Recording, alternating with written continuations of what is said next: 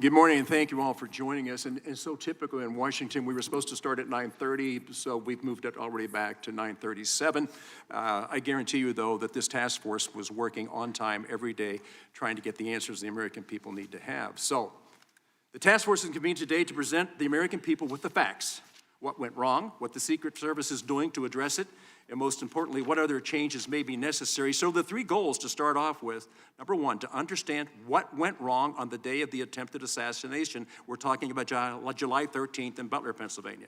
To ensure accountability and to prevent such an agency failure from ever happening again. That is a tough task because we don't know what the future holds for us. On July 13th in Butler, Pennsylvania, and then again on September 15th in West Palm Beach, Florida, President-elect Trump was the subject of two separate assassination attempts. Butler, Pennsylvania is not only within the district I represent, but it's also my hometown where I grew up and have fond memories of playing American Legion baseball on those grounds. I attended the July 13th rally with my family, my wife, one of my sons, and three of our grandchildren. The assassination attempt of President-elect that day has left its mark on our community and those that were in attendance that day. We lost Corey Competore, a volunteer firefighter who was dearly missed by many. His wife, his two daughters, woke up that day with the excitement of being able to travel to Butler, which is only a few miles away from their hometown, to experience an event that they really were looking forward to. Four people were in that car that morning. That night, only three were in the car. Mr. Competore died. Our local law enforcement agency were wrongly smeared in the media for helping with the rally security. The Secret Service Zero mission failed on July 13th. And more trust in our federal agencies was lost. But the news is not all bad. After the departure of Secret Service's former director, Kimberly Cheadle, new leadership has taken responsibility for failures. Director Rowe, thank you. And has been called out the complacency in the agency. Choosing a path of cooperation in pursuit of the truth, the Secret Service made every single employee this task force requested available for interview. The Secret Service's own mission, accountability review, is a credible self-critique and substantially consistent with the findings of the task force. When tested again with a second assassination attempt in West Palm Beach, Florida on September 15th, the Secret Service security redundancies, while not flawless, got the job done and kept President-elect a safe distance from harm. On October 5th, President-elect Trump returned to the stage in Butler, Pennsylvania with members of his own family. The differences between the planning, coordination, and execution of this event compared to July 13th were like the difference between day and night.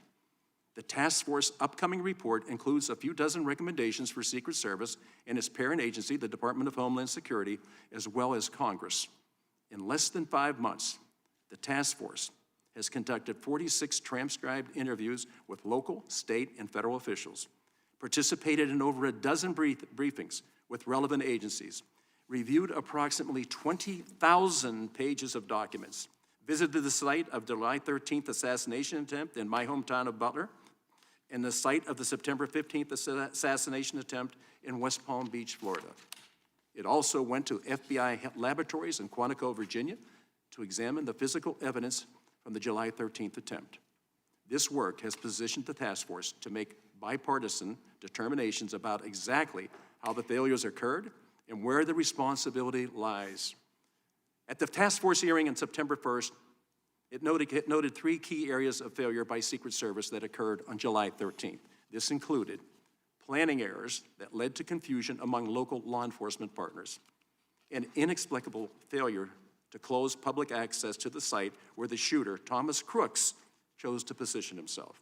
And third, a communications and command structure that did not facilitate rapid communication. Further investigation has revealed new information shedding light on each of these failures. First, planning areas by Secret Service not only created confusion among local law enforcement partners, but also among the Secret Service agents working at the rally. In interviews with the task force, multiple agents offered uncertain and at times conflicting takes on what the duties of Secret Service personnel working in key roles for planning and execution the day the rally took place. Second, our investigation found that AGR Complex, the grounds and buildings adjacent to the rally site where the would-be assassin Thomas Crooks fired from, were not secured due to the Secret Service failure to understand and confirm key information.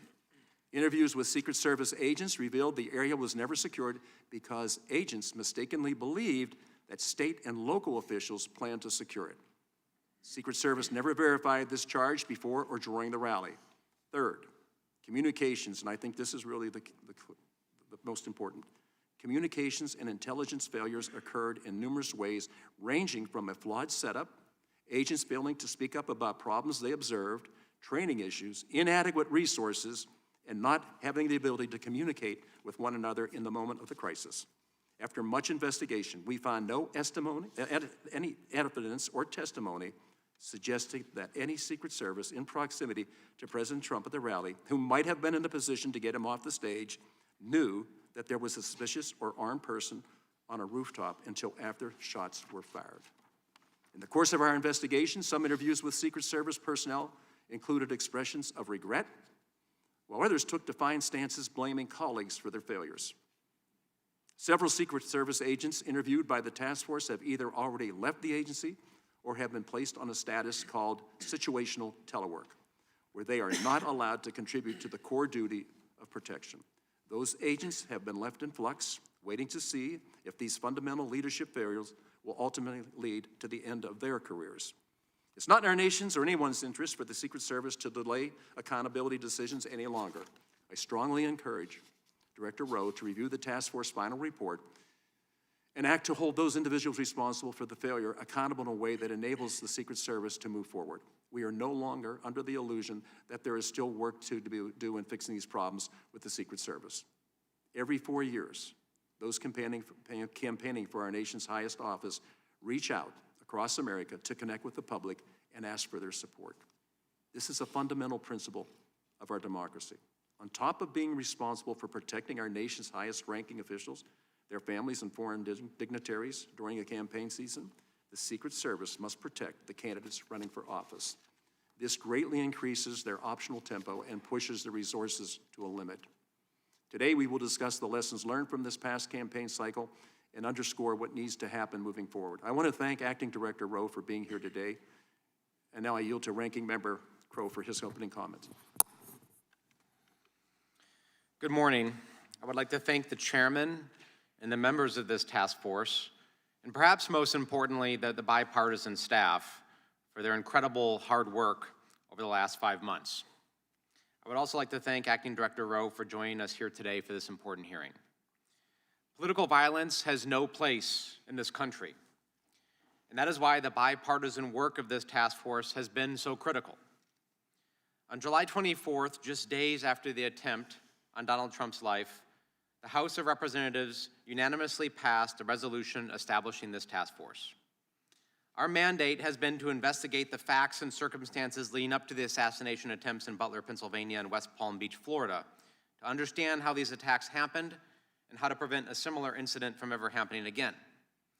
But we also had another mandate, another unofficial mandate, and that was to come together as Democrats and Republicans and to show the nation that we can undertake the work of conducting an investigation, of uncovering the truth, and submitting a bipartisan report telling that story.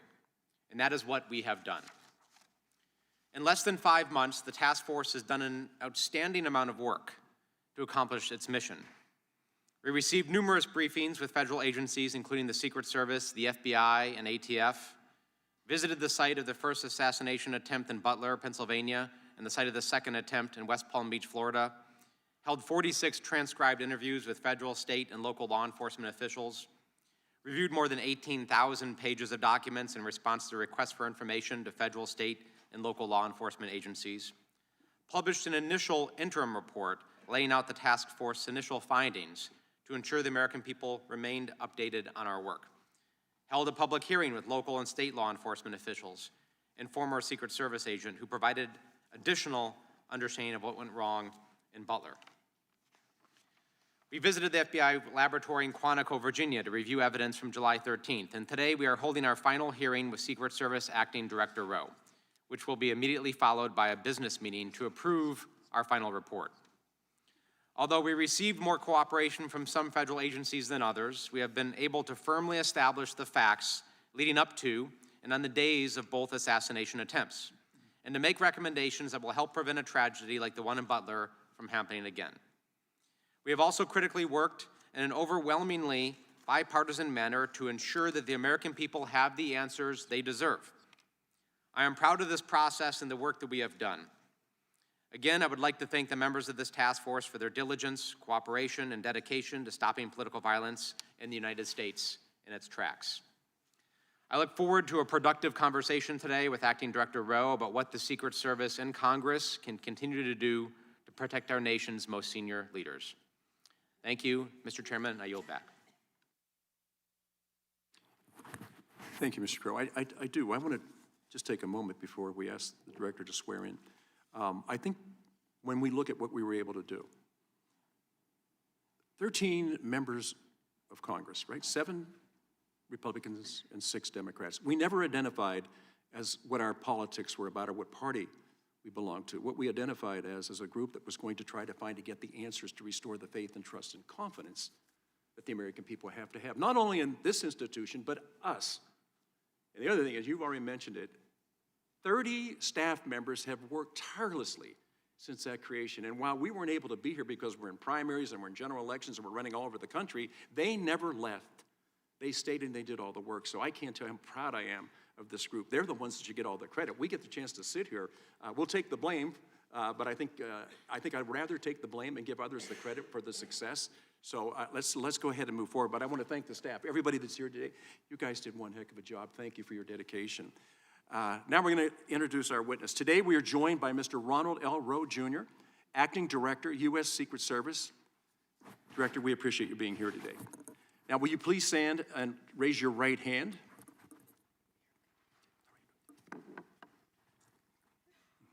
Do you solemnly swear or affirm that the testimony that you are about to give is the truth, the whole truth, and nothing but the truth, so help you God? Let the record show that the witness answered in the affirmative. I now recognize Mr. Rowe for his 5-minute opening remarks. Director, I think we've talked about this. We're going to be flexible on the time. Thank you, Mr. Chairman. Good morning, Chairman Kelly, Ranking Member Crow, and distinguished members of the task force. I appreciate the efforts of this task force, and I thank you for the opportunity to appear before you today. July 13th was a failure of the Secret Service to adequately secure the Butler Farm Show site and protect President-elect Trump. That abject failure underscored critical gaps in Secret Service operations, and I recognize that we did not meet the expectations of the American public, Congress, and our protectees. And they rightly have that idea based on how we performed. President-elect Trump was wounded. A cowardly and despicable act killed 1 person and critically injured 2 others. And I join you and all Americans in condemning the horrific assault on President-elect Trump, Corey Comparator, James Copenhaver, and David Dutch. And I extend my deepest sympathies to the Comparator family. Since becoming acting director, I've worked tirelessly to address what I believe are shared goals with the task force, to understand what went wrong on the day of the attempted assassination, to ensure accountability, to prevent such a failure from ever happening again. The recently completed mission assurance inquiry thoroughly investigated the specific actions and inactions that led to the assassination attempt. 4 areas of deficiencies were identified: communications, protective advance processes, command and control processes, and coordination with external entities. The mission assurance inquiry identified failures by multiple employees that warrant disciplinary action. The quality of the advance work and preparation for the Butler Farm Show visit absolutely did not meet the expected standards of this agency. Let me be clear. There will be accountability, and that accountability is occurring. It is an extensive review that requires time to ensure due process. And the pace of this process, quite frankly, it does frustrate me. But it is essential that we recognize the gravity of our failure. I personally carry the weight of knowing that we almost lost a protectee, and our failure cost a father and husband his life. I have reflected extensively on the agency's substandard performance during the advance for the Butler rally. I have implemented numerous systemic and strategic changes to prevent these failures from ever happening again. It has been my singular focus to bring much-needed reform to the Secret Service, to be an agent of change, to challenge previous assumptions, and while doing so, also ensuring that the brave men and women of the Secret Service have the resources, leadership, and assets that they need to be successful in carrying out our protective mission. A full list of actions is itemized in my prepared testimony, but these changes have included providing the highest levels of Secret Service protection to President-elect Trump throughout the remainder of the presidential campaign, expanding the use of unmanned aerial systems for aerial observation at venues, expanding the use of counter-unmanned aerial systems technologies to mitigate the use of a UAS as a kinetic attack vector, expanding the use of ballistic countermeasures at Secret Service-protected campaign sites, a directive to mandate unified command in a singular location for all protective sites, something that was not done on July 13th in Butler. We are operating in a heightened threat environment with expanding protection requirements, and this requires a shift in the Secret Service's levels of protection, readiness, and sustainability. The paradigm shift focuses on elevating protection, prioritizing training, strengthening our workforce, and increasing accountability. The elevation of protective operations ties directly to how the work performed by special agents in the field directly relates to our protective mission. The field officers serve a critical role in everything we do operationally, to include protection, protective intelligence investigations, and enforcement operations, among many other important responsibilities. Recognizing how operationally integrated that field offices are, I am directing an organizational change to shift the Office of Investigations to the Office of Field Operations. This is not simply a semantic change. Establishing the Office of Field Operations is an opportunity to reset our thinking and perspective about the role field offices play in protection, and to enhance our operational effectiveness by better leveraging field offices to support, enable, and inform protection and protective activities. It is also my intention to reconstitute the Secret Service's culture such that training is routine and expected. That was how it was done when I was operational in the Presidential Protective Division, and somehow along the way, we became disproportionately operational in comparison to time allocated for training. As I have publicly stated, the Secret Service historically has had to manage its operations by doing more with less. That is not consistent with achieving a no-fail mission. And since becoming acting director, I've made it my priority to eliminate the do more with less mindset, which has had a long-term degrading effect on our workforce and our protective operations. The Secret Service is making progress on this thanks to Congress. The continuing resolution, which was passed in September, appropriated additional funding to the Secret Service in FY 2025 to support immediate requirements associated with protective operations. I greatly appreciate the efforts of Congress and numerous staff members in making that supplemental a reality. The world is a dangerous place. The responsibilities of the Secret Service are critical to the national security of the United States. It is important that decision makers fully recognize and appreciate the vital role and significance of the Secret Service in our nation's security. The terrorist, the nation-state actor, the sniper, the lone wolf gunman, they must be lucky once. But the men and women of the Secret Service must be perfect every time. That may not be fair, but that's the world in which we operate in. Thankfully, Congress has responded to the immediate challenges facing the Secret Service, and for that we are grateful.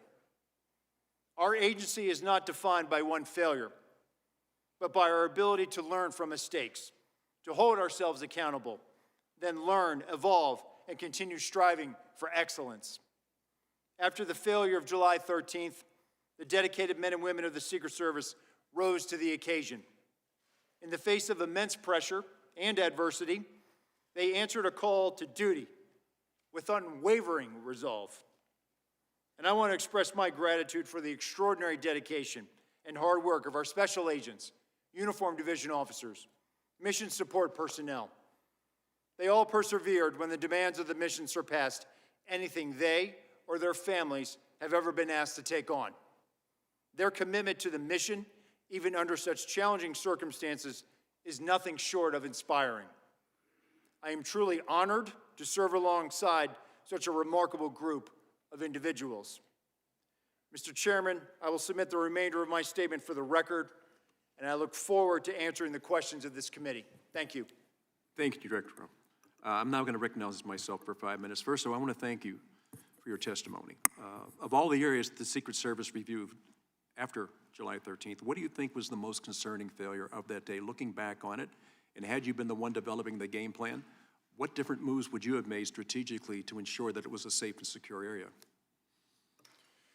So I think what is glaring to me is the failure to recognize the significance of the AGR building, to recognize the significance of proximity to what was perceived to be the middle perimeter of the site. The lack of recognizing that, the failure to effectively communicate, as you stated, and some of the findings of the task force, to effectively communicate to local law enforcement that we need to have uniformed presence out here, that we shouldn't have people that close, unscreened, on the curtilage of our site, not having better line of sight mitigation, having something scrim along that fence line that was to the 3 o'clock, having uniformed law enforcement presence out there, having special attention measures by those law enforcement officers. That, to me, is glaring. And those are basic tenets, fundamentals of what advance teams are supposed to identify. They are supposed to identify hazards, risks, and then mitigate those risks effectively, either by using law enforcement and coordinating assets, or taking matters and making sure that it is mitigated and that risk is taken out of play. We did not do that on the 13th. Post-July 13th, there was a renewed focus on that, making sure that supervisors were engaged, that we provided assets, that we had enabling UAS, platforms in the air. That was the difference on October 5th that you saw with your own eyes, sir. You know, first of all, I want to thank you for your testimony. You know, of all the people that have weighed in on this, myself, my wife, 3 of my grandchildren, and 1 of my sons were there. I was on the grounds both on July 13th and October 5th. I want to reiterate what I said earlier. The difference is the difference between day and night. And my concern was, from the day the site was selected to when it was turned over to Secret Service, somehow that exchange, for whatever reason, the ability to coordinate the efforts between local law enforcement and federal agencies just seemed to be casual. I don't think local law enforcement knew enough about what was expected of them. I think that day they were doing what they thought they were supposed to do, and then afterwards it's like, well, we should have communicated better. And I've got to tell you, from the beginning, I always was trying to figure out why 2 different command centers, and why weren't the 2 command centers even able to communicate with each other? Because at the end of the day, it's about communication. And as I've already said, we shouldn't have waited till 11 minutes after 6 that day to determine that we couldn't communicate. So going forward, you've already made some changes, and I think when you look at October the 5th, and it's, to me, when I walked on the grounds that day, I felt like I was in the safest place in the world. The awareness of that, when you look back at it, and you were not in charge at that time on July 13th, but afterwards, the attention to detail that you put into effect on October the 5th, if you can share with us what we should do going forward, is there a protocol? Is there an ability to communicate? Is there an ability then to draw not only the federal agencies in, but also local agencies, because you can't cover the whole thing by yourselves. You just don't have enough personnel. You don't have enough assets. Going forward, I know you've already initiated plans like that. Just share a few of those with us, please. Sure. So we've actually now we have done some organizational changes as well. I've created an aviation unit, right? So that's making sure that we're putting out those drones up in the sky to give us visibility. If we don't have a drone, or if for whatever reason a state or local wants to fly a drone, we're going to allow them to fly that drone as well. The whole point is to get, and this is what we did not have on July 13th, and it's one common operating picture. On October the 5th, we knew exactly where every law enforcement officer was because they were using a Blue Force tracker. We have that same platform. So having that domain awareness now moving forward at our protected sites, that is a change that we are operationalizing. We did this as part of our paradigm shift. We have to look at the threat and what that threat is. And our security model is based on that threat. And we have to prepare every day that there is somebody out there who's there to do harm. And that means that we have to communicate that to our state and local officers, and they are just as much of a partner at the table when we are developing that plan. Okay, thank you. Listen, we could go on for a long time back and forth of what was there. I just will reiterate it. There is only one person on this panel in this room, unless other people came down from Butler, that was there that day. I was there that day. It was really messed up. I couldn't understand at all what was going on because it was unlike any other rally that I'd ever attended. I do know that you have so many protectees that are out there. The size and scope of your responsibility is beyond what the average American would understand. And I think by having these hearings, people are going to understand what is the purpose of the investment, why do we do it, and who all is it we're trying to protect. At this time, I'm going to turn over to Mr. Crow. It's been wonderful working with him, and his military background exceeds anything I ever knew. So, Representative Crow, please. Thank you, Chairman.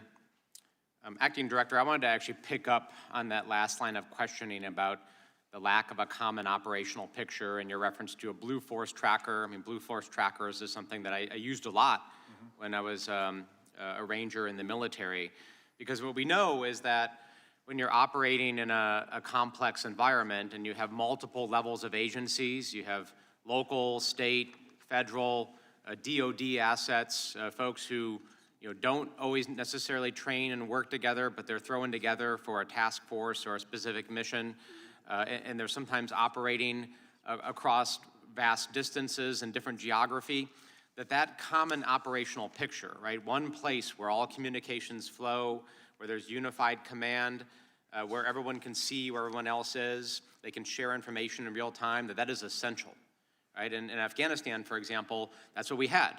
We were oftentimes working with FBI, intelligence agencies, different countries across hundreds of kilometers in instances, but we had a platform, an actual physical platform that served as a virtual command post. So it doesn't matter where you were or who you were, you could look at that and see where everybody else was and share information.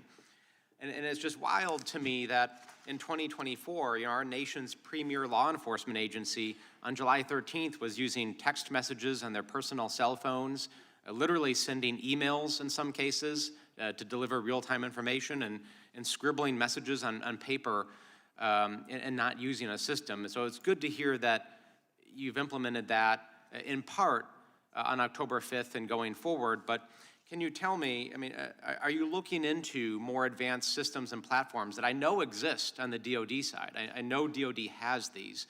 Are you looking into these? Are you developing this? And can you commit today to pursuing and implementing that level of technology? I will commit to that, Ranking Member, and we are actually looking at this. The whole basis of giving that domain awareness and superiority is exactly what you just described. And what my experience as a National Special Security Event Coordinator in 2016, I was a coordinator for the RNC in Cleveland. When the Secret Service goes into planning for a National Special Security Event, we do this. We do exactly what it's called a multi-agency coordinating center. We have an incident log. We have a Blue Force tracker. We know where our partners are. We should be able to do this, and we can do this on a smaller scale. And so I've taken entities, for example, our radio operations. I've taken them out of a line of business directorate, and I've put them more closely aligned to an operational entity. And that same operational entity, our technical security division, they also handle our cameras, our sensors, our aviation. So it's all about making sure that we're looking at things in DOD world, and we rely heavily on DOD for a lot of our overseas operations. And so they are already down the road with a lot of stuff, and we are leveraging those partnerships and leveraging some of the other commercially available off-the-shelf stuff that's available right now. That is FedRAMP, that we can bring it inside our system. We are doing that work right now, and there's about 2 or 3 different systems that we're looking at right now, and one of them is a DOD system. Thank you. The last question I wanted to address was this issue of culture. And you know, I'm struck by the fact that there were numerous things that occurred on July 13th, and I'll just list some examples. One was the counter UAS operator did not have formal training on that system, and when it didn't operate, they just simply went without it being raised to anyone else's awareness. And the agent responsible for emplacing the counter sniper team placed the team that had responsibility for the sector that included the AGR rooftop, which is where the gunman fired from, placed it in a location where there was a tree blocking substantial portions of that rooftop, yet nobody said anything. You know, when I was in the Army, there was this culture and expectation that when you were on a mission or in a training range, that anybody could say something at any time if they saw a safety risk. You know, it's the old adage, if you see something, say something, right? So a private could stop a training mission or even a real mission if there was a life and safety issue. Commercial pilots have the same thing, that if you're in the cockpit, you know, anybody can say, hey, there's a problem to the captain or stop something from happening. I'm struck by the lack of that culture on July 13th, that if you're a counter sniper and you've been placed in a position that actually doesn't allow you to see entire sectors of the position that you're responsible for, why aren't people saying something? And it happened on numerous occasions. So can you speak to that culture and how you change that culture so that folks speak up and everybody's empowered to make necessary changes on the spot if they need to? Sure. So first it starts with training, a retraining, right? A re-education of folks. We have to do that. Secondly, we also have to make sure that we are more regularly doing hot washes, after actions on this. So one of the organizational changes, I've directed the Office of Protective Operations to initiate and stand up almost an auditing capability, to regularly send out folks to evaluate how we're doing, and also share findings with our Office of Training. What we don't want to do is we want people to understand, hey, we want to get better. We're not here to take punitive action against people just to, just to gig you for something. No, we want to make the mission better. We want to do that. We do this, again, in our National Special Security Event construct. It's in policy that coordinator has to do an after-action report. We do some of these things informally, but we have to do this regularly. We have to do after-action reports, and we have to retrain our folks to say, it's okay to see something and say, hey, wait a minute, why don't we have that hallway covered? I will tell you that my time as a full-time agent on the President's detail, that was the culture. I don't know where we lost that. But you were always empowered. If there was 31 poststanders on that site, there were 31 different site agents. And you had a shared collective responsibility, exactly what you're talking about, for the integrity of that site. We have to get back to that. And I think training, which touches everything from the cradle of your career all the way to the end of your career, training is where we need to make that investment. Thank you. I couldn't agree more and appreciate that answer. I yield back. Thank you. Now recognize Representative Joyce from Ohio for 5 minutes of questions. Thank you, Chairman Kelly. And first, I'd be remiss if I didn't thank you for your, Ranking Member Crow, for the fair and honest way in which you've handled this matter, and to the distinguished colleagues I have here on this committee for their use of their background. Since my background seems to be in appropriations, and I happen to have chaired the Homeland Security Appropriations Subcommittee in 24, I'm pretty familiar with your budget. Yes, sir. And so I think I want to go down that lane with you. In the September CR, Congress approved $231 million in supplemental funding for the agency led up to the 24 election in November. Acting Director, could you describe specifically how that funding was used? How did you prioritize where to allocate it? and how those decisions will impact the longer-term resource needs of the agency? Sure. So there were immediate needs that we used a portion of that money for. So we are submitting regular reports back to the Appropriations Committee. So they are closely tracking this, and we see this as an opportunity to prove that we can fiscally spend this money in a very responsible way. Those immediate needs were, following July 13th, we made a request to the Department of Defense for increased air mobility support. That's a reimbursable agreement that we have with them. We increased our reimbursable agreements with other partner agencies to fill some personnel gaps that we had. Tactical operators from other agencies from across the department, other support when it came to counter UAS, support for screening with the TSA.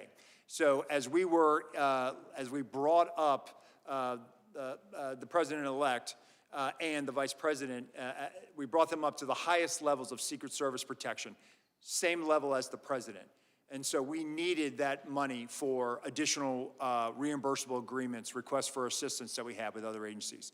We've also started moving money out to acquire more materials that we needed. As we started to put more assets out on the road, classified assets, ballistic assets, now the wear and tear on that is going to increase. So now we have to make sure that we can acquire more and put more money down on contracts so that as we are going to now go through the service life of these materials, we have to be able to replenish them and replenish them quickly. So some of these are long lead items. So that money has been very, very helpful to us in making sure that we can address our immediate needs. Great. In your written testimony for this hearing, you referenced that one of the practices after taking over the agency has been realigning agency technology programs with the appropriate operational entities across the Secret Service with the goal of effectively leveraging internal research and the development of emerging technologies. Director Rowe, could you provide additional detail on what has been included in that process, and has the DHS been helpful to your agency in pursuing technological modernization efforts? Have you worked with the Science and Technology Directorate or any of the DHS components to evaluate available technologies already being used by the department or any recent developments in these emerging technologies? Yes, yes, we have, Congressman. So S&T has been very helpful to us with our technical security. We actually use some of their money to do some sandbox testing of things that we're looking at. Many, many years ago, we had an Office of Protective Research, and that office did a lot of R&D, did a lot of evaluation of things. There was a reorganization more than a decade ago, and that research element within the Secret Service kind of went away. It was ad hoc. We often relied on other partners, DoD, for example, to do a lot of research, DARPA and other entities. One of the things that I wanted to do was to create our own in-house ability to do applied research so that we are working with other agencies formally, like S&T, like DARPA, like others in the military that are operationalizing a lot of technologies. And so one of the things that we've done, and one of the things I'm trying to do is put the secret back in the Secret Service, but there's been media coverage of this, so I'll talk about it. Right now at Mar-a-Lago, we've started using a sensor array, an autonomous robot that's out there walking the seawall right now. It has a sensor package. We will use it at sites. We've started using it. And those are the types of technologies that have been out there, that have been in DoD world for years. We need to start leveraging those resources. And so the use of the autonomous canines down there right now is just one example of that. I'm glad to hear that. I was disheartened to hear what some of the things that were brought up before about the failure of communication. I thought after 9/11 we cured that and we'd have uniform platforms and all law enforcement, especially at activities such as the ones that Secret Service are involved in, are in communication all the time. So I'm glad to know that you're at least using these funds to try to progress the integrity of your communication systems network-wide. Thank you. Yield back. Thank you, Mr. Joyce. Also I recognize right now Representative Correa from California for 5 minutes.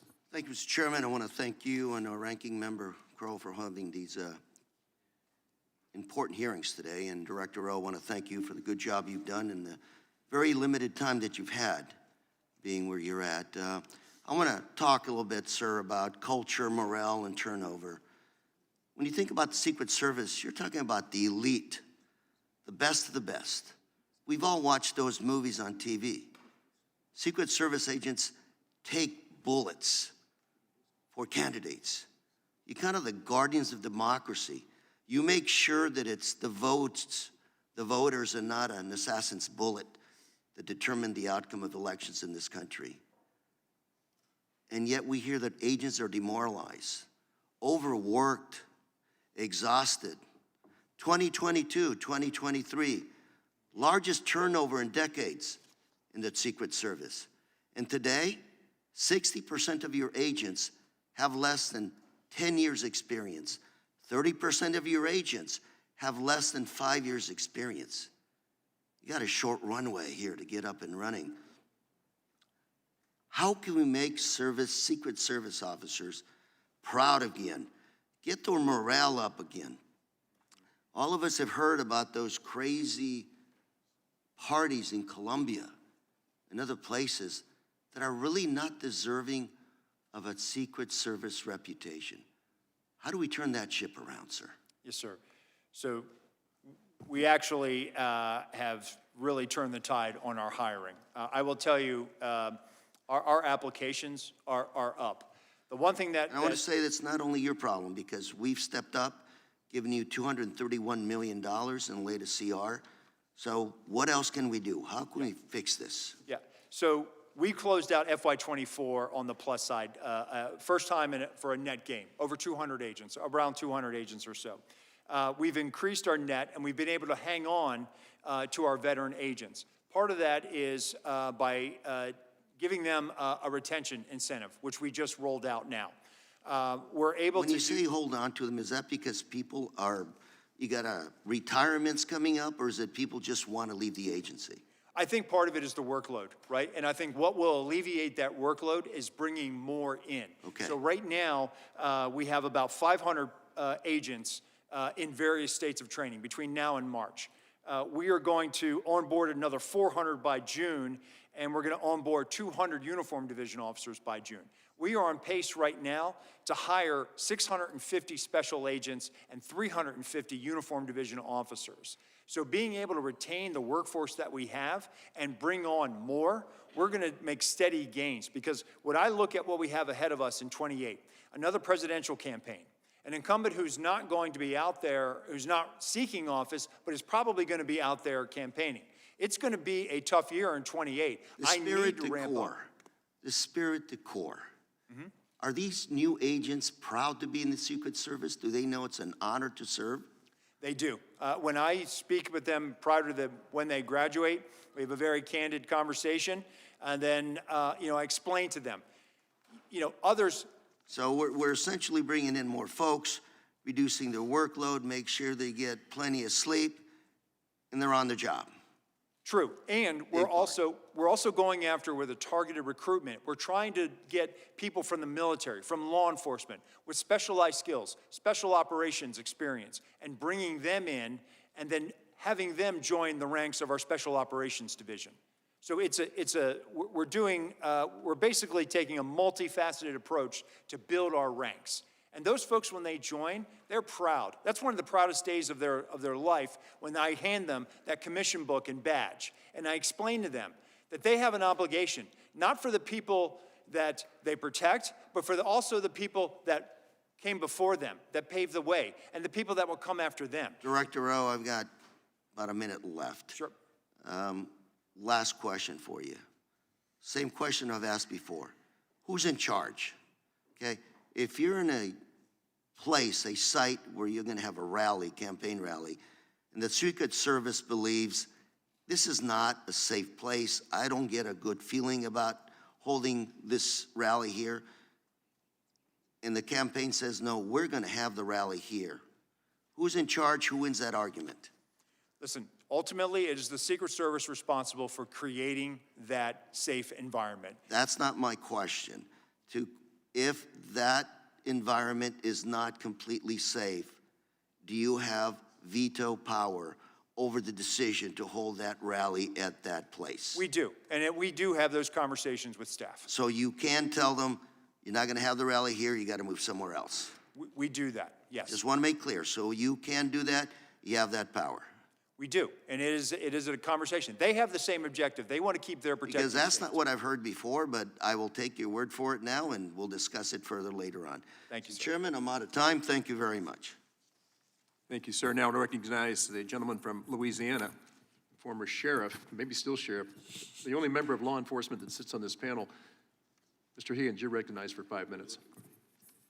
Thank you, Mr. Chairman. I was a captain in the sheriff's office, but I appreciate the promotion. Mr. Director, I appreciate your responsiveness to my personal outreaches to you in the months that we've looked into this. You have been accessible, and you helped me with some ballistics investigations that I was working on. You helped me personally, and over the course of the last several months, I've come to have a high degree of confidence that you are very focused on making the necessary adjustments to culture and policy and technology capabilities within the Secret Service in order to mitigate against threat at a heightened level as we move deeper into the 21st century. I think you have stepped into a difficult chair at a time of incredible challenge, and you've done so with quite courageously. And I say again, you've been very accessible. That's important to members of Congress, because when we feel like we're closed out from the executives that we are efforting to work with and to provide appropriate oversight, we don't appreciate that. So you're to be commended, I believe, good sir, for the character that you've shown in stepping into your chair at a difficult time and in the way you have interacted with Congress. So you stated that we are, quote, living in a state of heightened threat.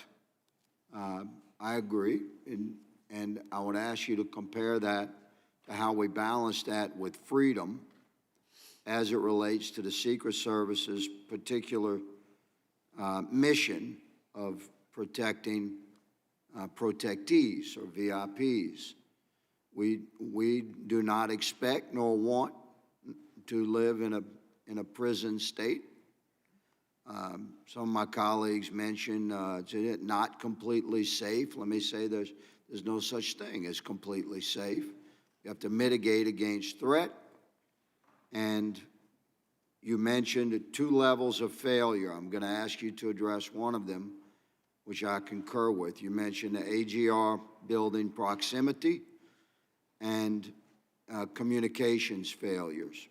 So I'm going to shift to communications failures on J13 and ask you to address what you have done to respond to the failure to deliver local radios as provided by Butler County ESU, set aside for the Secret Service that were never retrieved. You had isolated assets on rooftops that had no direct radio communication other than the delay through their command post and their cell phones, but it would have been very easy for them to have a local radio up on the roof. That didn't happen. That cost seconds and impacted the results of the entire day. So what have you done to address that? So we've implemented a PACE, primary, alternate, contingency, and emergency, and also making sure that, for example, the snipers, our counter snipers and local snipers are actually co-located. So that's to cut down on that, to make sure that they are standing next to each other so that there is clarity of communication between them. And then also, if exchanging radios and making sure that we have their radio and can hear what they say in clear communications. Yes, sir. So sharing radios was part of your pre-mission plan for Butler on J-13. So the failure to execute the pre-mission plan is impacted us here. You actually had the planning in place, but it wasn't executed on that day. We would see that. A reasonable man would see that as a failure of on-site leadership to follow through with the agreed-to plan. How are you addressing that within the culture and the policies of the Secret Service to make certain that something like that does not happen again? And I'll yield the remainder of my time for your answer. Sure. So the Office of Protective Operations and our Office of Field Operations now, that is something that they ensure that we have, that either shared incident command posts, and then where we have partners with Special Operations Division entities that are supporting us, that there is somebody with us, and we either have their radio or they are with us, and we are testing those communications in advance to make sure that they are rock solid. Thank you for your clarification on that very important topic of radio communications. Good, sir. Appreciate you being here. I yield, Mr. Chairman. Thank you. We now recognize Representative Dean from Pennsylvania for 5 minutes of Mr. questions. Chair, if I may, can I introduce some articles into the record at this time? Certainly. First one, an exodus of agents left the Secret Service unprepared, New York Times. Second one, more high-ranking officials in Secret Service stepping down, CNN. Acting Service Director responds to critical new reports about security failures, NBC News. Agency in crisis, NBC News. And final one, Secret Service touts protection improvements as election looms. Thank you. Without objection, so ordered. I now recognize Representative Dean from Pennsylvania for 5 minutes. Thank you, Chairman Kelly. And I want to personally thank you and Ranking Member Crow for how you have conducted this task force with the seriousness and the nonpartisanship that you brought to it. I also do want to echo the thanks to the staff, the extraordinary work of this bipartisan staff over these many weeks and months. And I want to acknowledge the tragedy that was July 13th. I thank you, Director Rowe, and all of your talented agents for so seriously looking at what failed. And I appreciate that you used immediately in your testimony the words that July 13th was a failure.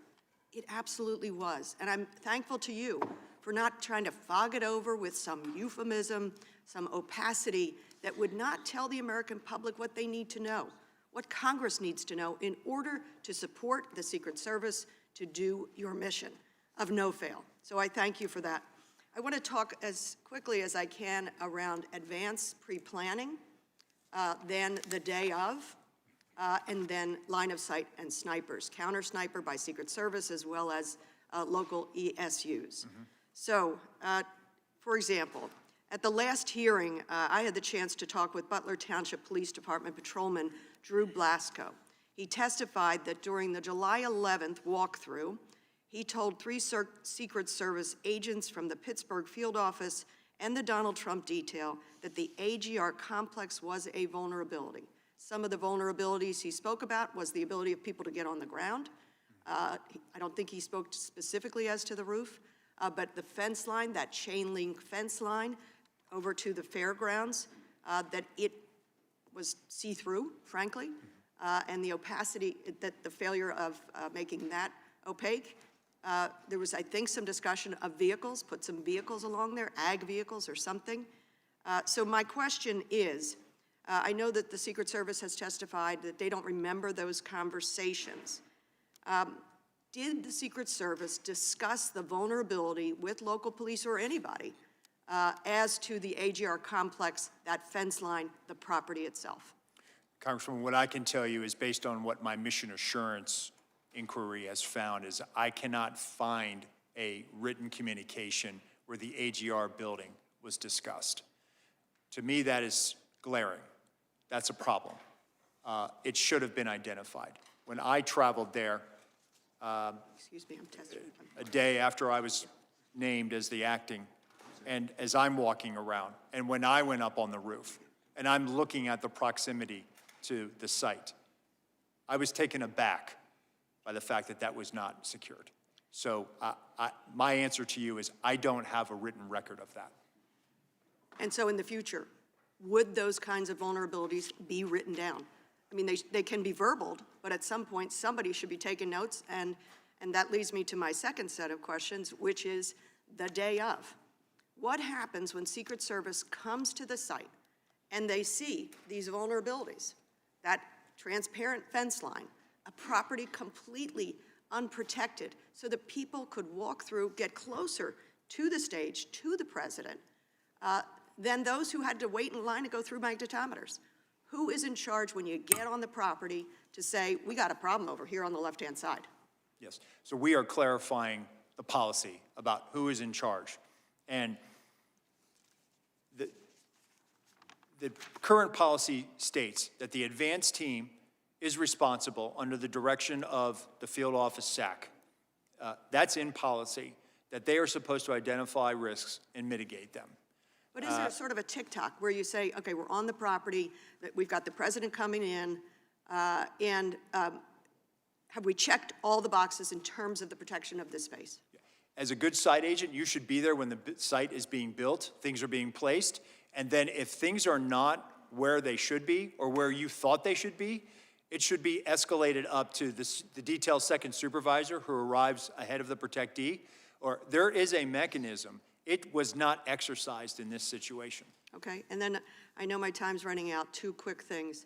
The failure to coordinate with Butler and Beaver ESUs, the emergency services units.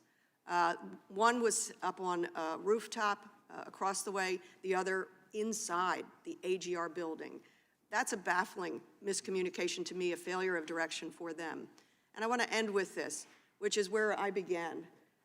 When Ranking Member Crow and Chairman Kelly separately called me about serving on this task force, I was struck by the final thing that the chairman said to me in terms of our mission here. It is, of course, to identify the failures, to identify what Congress can do to strengthen the resources you need. But it is ultimately to make sure we can restore faith in institutions as essential as the Secret Service. So that is our ultimate mission here. And of course, to protect lives. The fact that we lost Mr. Comparator, 2 others grievously injured, others traumatized, unable to, with joy, go participate in our political system without fear of violence against candidates, protectees, or themselves. We have to restore faith in institutions like yours. And with that, I yield back. Thank you, Ms. Dean. I'm now going to recognize the Chairman of Homeland Security, Representative Green, for 5 minutes. Thank you, Chairman Kelly, and I want to commend you and the Ranking Member Crow and the task force staff for the hard work that they put into investigating this critical security failure that led to the assassination attempt that wounded President Trump and 2 rally attendees in Butler and tragically took the life of Corey Comparator. The Secret Service has a zero-fail mission. July 13th was the closest that a would-be assassin has come to killing a current or former president since 1981. President-elect Trump escaped death by millimeters. As this task force has discovered in the course of its thorough investigation, critical errors in the planning and the operations for the July 13th rally allowed a lone gunman to open fire at President Trump and rally attendees. These security failures reveal the need for significant reform at both the tactical and agency-wide level to correct these vulnerabilities and enhance the Secret Service's ability to carry out its protective mission. I do want to thank the acting director. Right after the first attempt at Butler, I think that next Monday, the Committee on Homeland Security was standing on the site. And at that point, the then director had never even been to the site. I'm not sure she ever got to the site before resigning. But within a day of what happened in Florida, you were there. So I appreciate the delta in leadership there. We appreciate the hard work and bravery of the men and women of the Secret Service who have served tirelessly during a busy election season, and it is our hope that this investigation leads to a Secret Service that is stronger and better prepared for its mission. Obviously, the biggest failure, you brought it up, was the AGR building, the failure to the line of sight issues that were related to that. What specific to that failure, the miss of that risk, I mean, that a basic training private and infantry would know about 360-degree security. What specifically have you done to make sure that never happens again? Yes, sir. So one, with this paradigm shift, going with the threat model and looking at the fact that we have to be able to provide the highest levels of protection to any of our protectees based on that threat. That means that we bring the full resources of what the Secret Service has. Our Special Operations Division operators, which consists of our counter snipers, our counter assault team members, and other members, and other entities within the SOD. So by shifting this paradigm to making sure that those assets are available so that when site agents are out there, they actually they don't have this, well, I'll never request this because it's not going to get approved. No, actually, what I'm telling you, if you have a vulnerability that you've identified, make the request, because we are gearing up now to put everything we have to keep all of our protectees safe, because we have to be based on mitigating a threat. It seems almost to me like it was lackadaisical. I mean, it's hard to fathom that someone would say, we don't need to cover this. And the communications issues with the local law enforcement, I asked the question when they came before the committee recently, when everybody showed up on the day, was there a check-in? And there were law enforcement agencies that had never even talked to Secret Service that day. I mean, these are really basic things. And you would think they would know to do those kinds of things. So it speaks of a apathy or complacency that is really unacceptable in an organization like the Secret Service.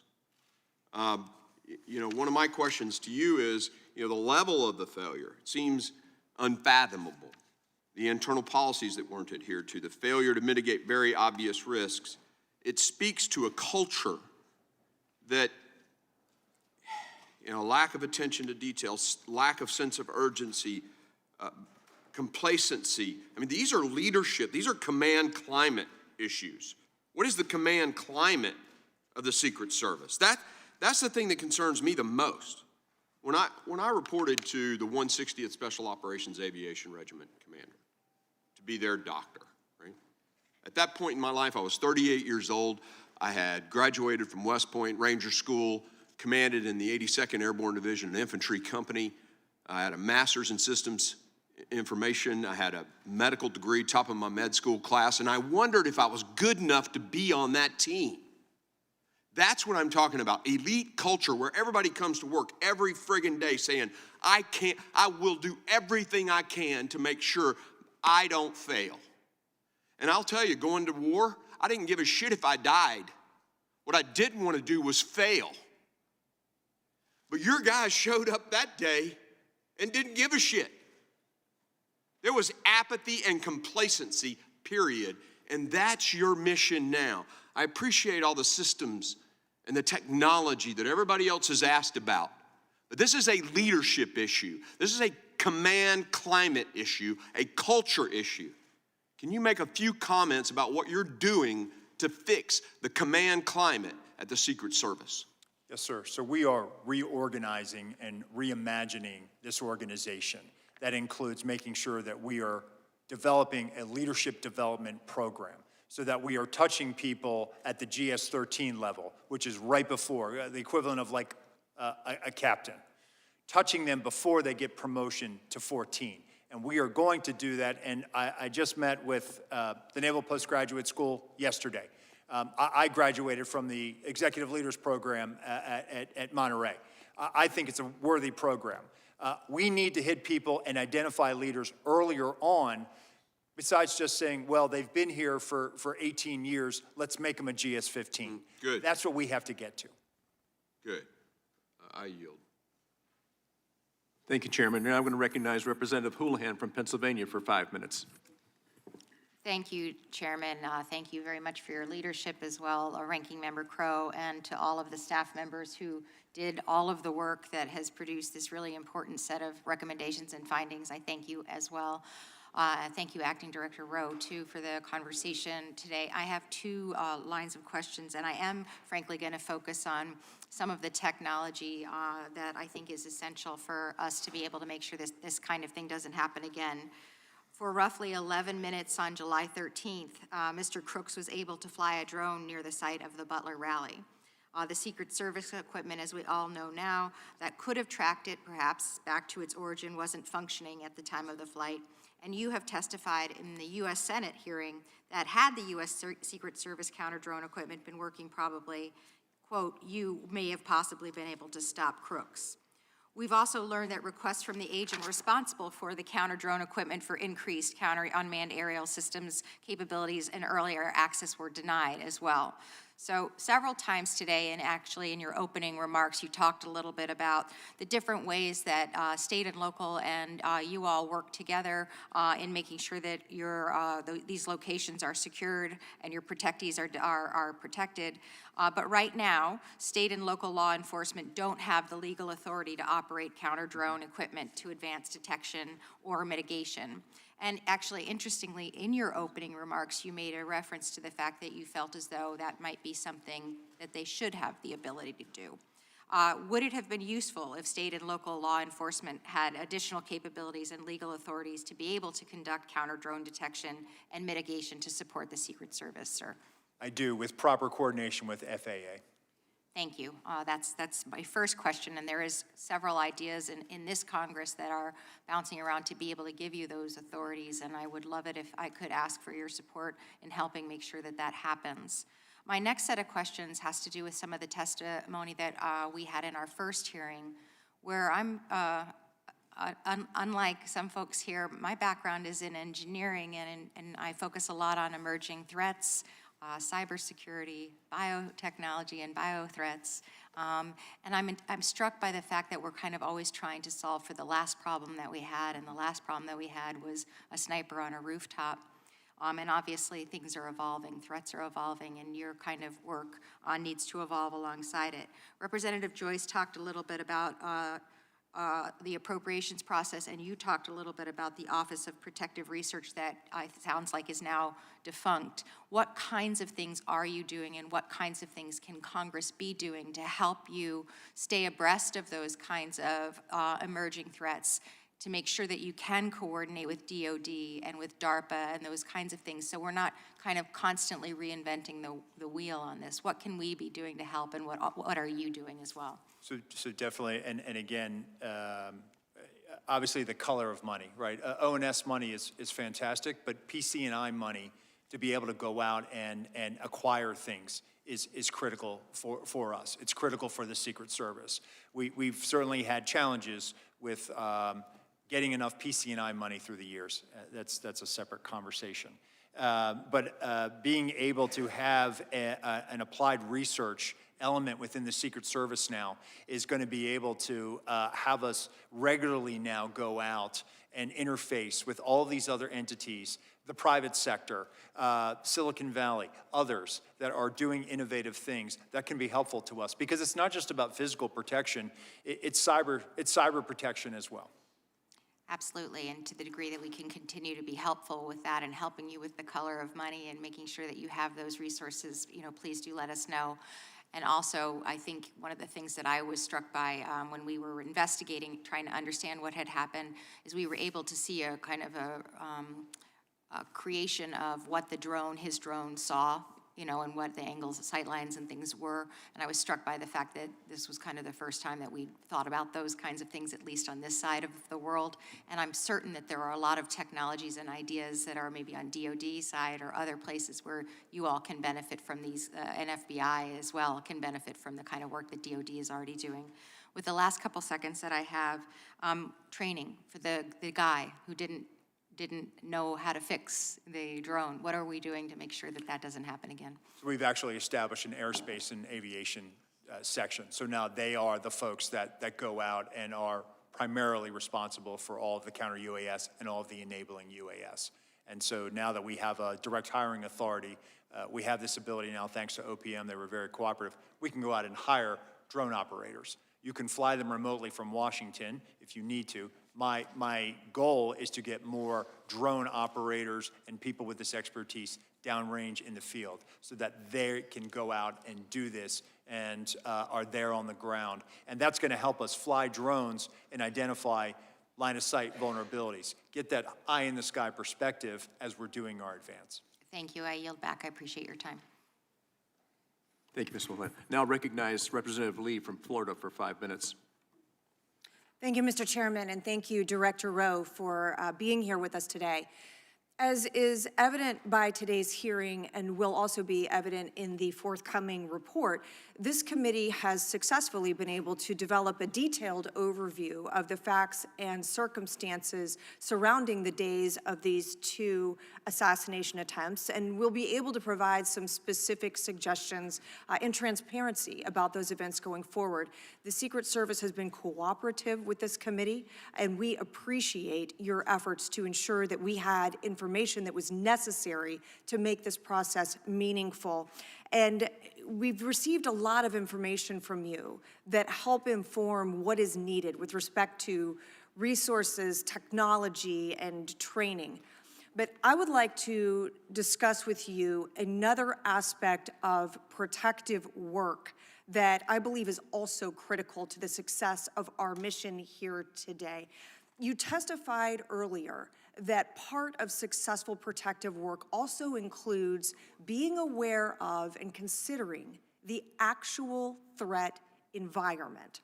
So would it be correct to say that when you all are engaged in protective work, one of the things that you do is go to the actual site, assess the physical location, and make an assessment of the specific geography and needs associated with securing any specific event site? Yes.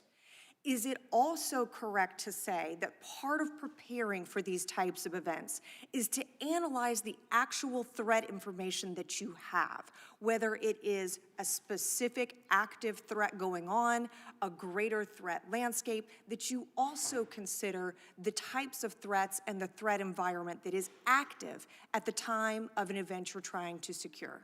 Yes. So would you agree that you're fighting a big diversity of threats? You mentioned earlier things such as a lone wolf actor, a nation-state actor, that there are an incredible diversity of threat actors that you are trying to fight against. Yes.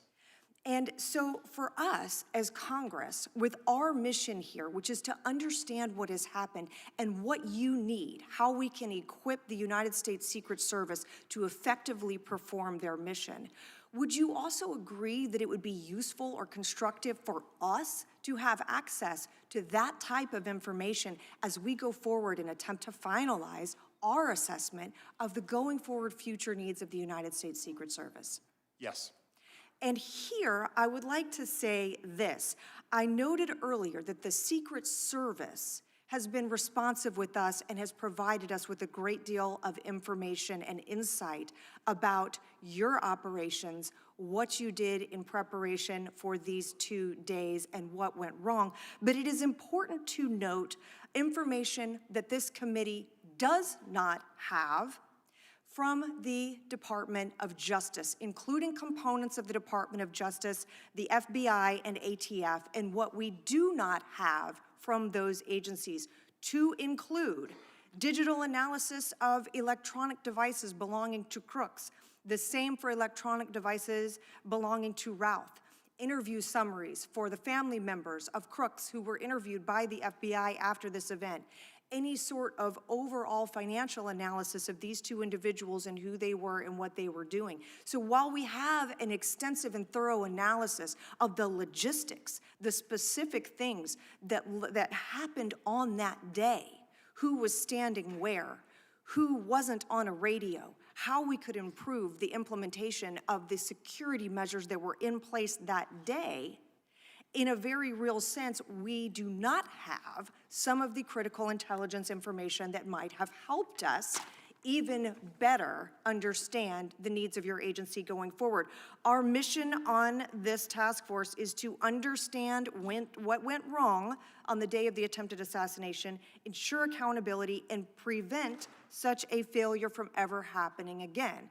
And I would assert that preventing such a failure from ever happening again necessitates that this Congress has access to all of the relevant information related to these days, related to the actual threat landscape that affects not only President Trump, but other protectees that are under your care. So I beseech and suggest to the Department of Justice going forward that this is information that can and should and must be provided to Congress if we are to understand how to equip and support our federal law enforcement agencies. And with that, Mr. Chairman, I yield back.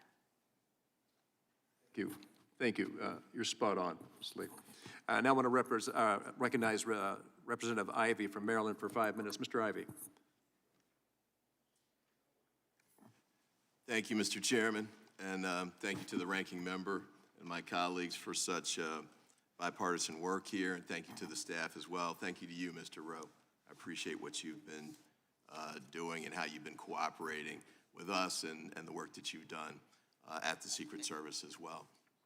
I did want to follow up on Representative Houlihan's questions about drones. I do appreciate the fact that you've addressed many of the issues with respect to the failures that occurred on that day.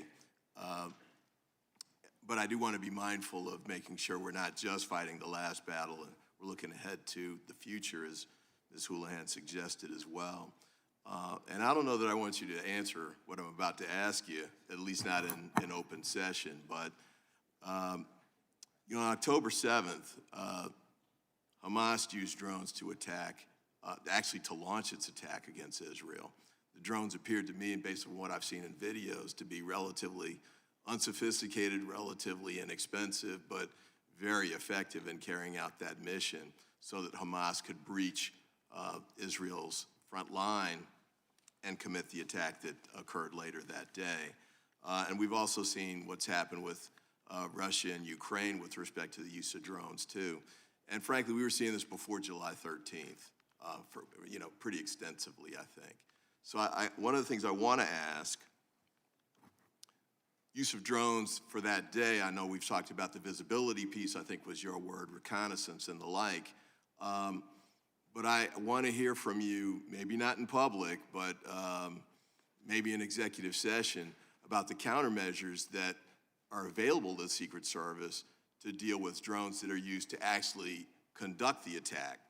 So not just sending information back, but as we saw on October 7th, could actually carry, for example, an explosive device that could be used on that day. Now, I know Chairman Green with Homeland Security, you've heard the passion he brings to this and the background that he has, and he's right, we did have a hearing on this at Homeland Security, not just that issue.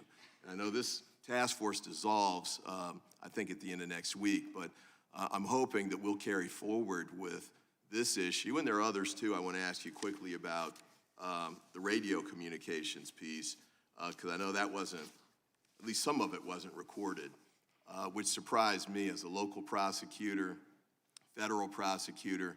The police recorded almost all of their radio communications, just as a matter of course. And that was useful to us from a couple of standpoints. One was for prosecution of cases. We'd have actual live time recordings that we could use that we could present to a jury that confirmed the testimony that may have been provided to the jury at that time. But also from a management standpoint, you can go back and listen, and that's one of the first things I asked when we got this, the information was, where are the radio communications? I want to hear what happened that day. Now, we had to settle for, the email communications and the like, the text messaging, the sort of things people did on an ad hoc basis to deal with the emergency in a quick way. I thought that was insufficient. And it seems to me that you should be recording these just as a matter of course for the reasons I stated. Body cams is another one to think about, I would say. I know that can be expensive in a way that radio communications are not. but also extremely valuable in the prosecution of the cases. You've got, there's nothing to prosecute with respect to July 13th, but there is with respect to Mar-a-Lago, and I don't know what the evidence there is, but, you know, that's the type of information that could be useful.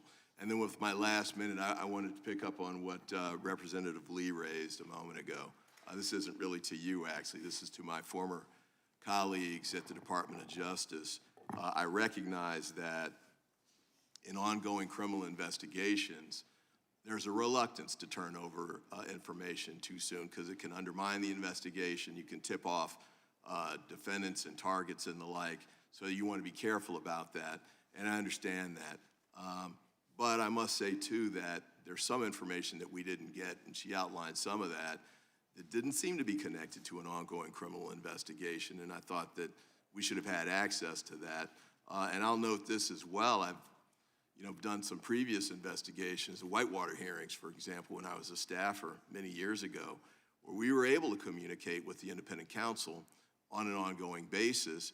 And we did that in the wake of the Iran-Contra disaster, where they immunized Ali North, compelled him to testify. Department of Justice then ended up having to dismiss the case. It was thrown out of court because of the information sharing that took place. But even in the wake of that, Congress was able to work with the independent counsel, and it can with the Department of Justice, in making sure that we get the information that we need to handle these kinds of situations, because this is about as serious as it gets from the standpoint of what we're tasked to do. This is extremely important work. We would need to make sure that our elections are controlled by ballots and not bullets, and this was relevant here. But thank you for what you've done and the work you've continued to do, the direction you're taking the Secret Service in. Mr. Chairman, thank you for allowing me to run over, and I thank all of you, all my colleagues here and the staff again for the outstanding bipartisan work that you've been able to do. Thank you, Mr. Ivey. Now we recognize Mr. Fallon from Texas. Thank you, Mr. Chairman, and thank you for the work that you and Ranking Member Rowe and the rest of the committee has done, and certainly our staff. Mr. Rowe, would you agree that the protection that President Trump was provided on the 13th of July was wholly and tragically negligent? The site plan was abysmal to the point of derelict. And on the 13th of July in Butler, Pennsylvania, the United States Secret Service not only failed President Trump, but Corey Comparatori and the American people in historic fashion. I would. In the months leading up to July 13th, who was the director of the Secret Service? Kimberly Cheadle. Okay. Other than former Director Cheadle, who was the most senior Secret Service agent? In the agency? That would be me. I was the Correct. deputy director. In the months leading up to the July of 24, were you made aware of highly credible intelligence that a serious and grave threat to President Trump's life from an adversarial nation state? There was a very serious threat. In this open setting, Congressman, I can't discuss what I was or was not aware of. Well, the former Director Cheadle said she was aware, so I would imagine by extension you were aware. You said in open session that I would point to Director Cheadle's. All right, so you were aware. So we have a unique circumstance here because we had a former president of the United States who is the leading candidate at that time to be the next president of the United States, and he will be now that we know. And he was being threatened by a foreign nefarious nation state because of actions he took while he was president of the United States. Very unique circumstances. So being that you were aware of these unique circumstances, did President Trump, was he provided a security detail akin to what a sitting president would receive? At that time, he was not. He was not. Would you agree that if there was a counter-surveillance unit there in Butler on the 13th, he would have been safer? I think if there was a counter-surveillance unit advance that was on the ground, it could have aided the advance team in identifying the AGR. So he would have been safer? President Trump yes, would have been safer? Yeah, okay. I don't think this would have even occurred, but be that as it may, did the president's detail request a CSU, to your knowledge? I'm not aware of a request for CSU. Now, was the threat from the nefarious nation state disseminated to agents in the field and in the protective details? I'm just pausing, Congressman, because I'm trying to walk a tightrope here in an open setting. What I can tell you is that the Secret Service provided assets on that day for a particular. What I can tell you, sir, is that the folks that are whistleblowing and informing some members of Congress say that they were not aware of this threat. And that's what I'm getting at with being proactive and showing leadership is we know for a fact that there was no CSU in Butler. Was there a full CAT team there? There was not. No. A full CAT team, 6 members, and there were 2 there. So you knew of the threat. You didn't disseminate to the field and the protective details. You didn't, President Trump didn't have a protection that was akin to a sitting president. He didn't have the CSU. He had only the 1/3 of the CAT team. So that's that kind of ineptitude and inaction and complacency and neglect that really, quite frankly, is as telling as it is chilling. And had it not been for a very blessed, fortuitous, and a happenstance of a perfectly timed turn of a head, President Trump would have lost his life that day. Now, this is another thing that concerns me. We report to our constituents. And instead of really, after this happened, did you go the next day to Butler, Pennsylvania on the 14th of July? I did not. Okay. Did you go that week? I did not. The FBI held that site secure for 5 days as an active crime scene, and they released it back to the owners on the 18th, and you did not visit. And when did you finally visit the site? I visited about a day after I was appointed. So July 24th? Cheadle came in July 22nd. She got skewered and roasted by the Democrats and Republicans on the Oversight Committee, of which I sit on. She resigned the next day, and then only that day did you go. I'll take your word for it, Congressman. Why'd you wait 9 days? 11 days? Why did I wait 9 days? Yeah. Director of the FBI went to the site. Why didn't you go? Congressman, I think I was appointed July 23rd, and I was there on the 24th or 25th. But you were the second most senior member of the Secret Service. You could have gone. And I was managing from here the crisis. We actually Okay, so you didn't go. dispatched. Got it. Did you call the, you were managing the crisis you just said. Did you call the detail that night on July 13th that was protecting President Trump? On that night, they were operational, sir. You did not. Okay. Did I you did call him not. the next day? No, I did not. Okay. When did you finally talk to him? I spoke to them when they arrived in Milwaukee. So 4 days later, July 17th, does that sound about right? Yes, sir. Okay, so you waited 4 days, and when we were talking earlier, a couple months ago, this is an epic failure. We all agree on that. And instead of really focusing on the egregious errors and correcting the incompetence and improving the doctrine and changing the culture, there was a massive appropriations request. We know that you have 8,000 employees. We know that they have a $3.1 billion budget, and you asked for $2 billion additional dollars. What sticks in our craw is when we report to our constituents, we have to say, hey, this federal agency failed epically, and then they wanted to almost double their budget. How much would it have cost to put somebody on that water tower? How much would it have cost to have drones that were actually functioning that day? How much would it have cost to have an ether cable to where your anti-drone technology would have worked? How much would it have cost to do a walkthrough with local law enforcement to secure the AGR site? Or put cameras on that roof? Or put agents on that roof? Or have your snipers have iPads? Or have one command post instead of 2?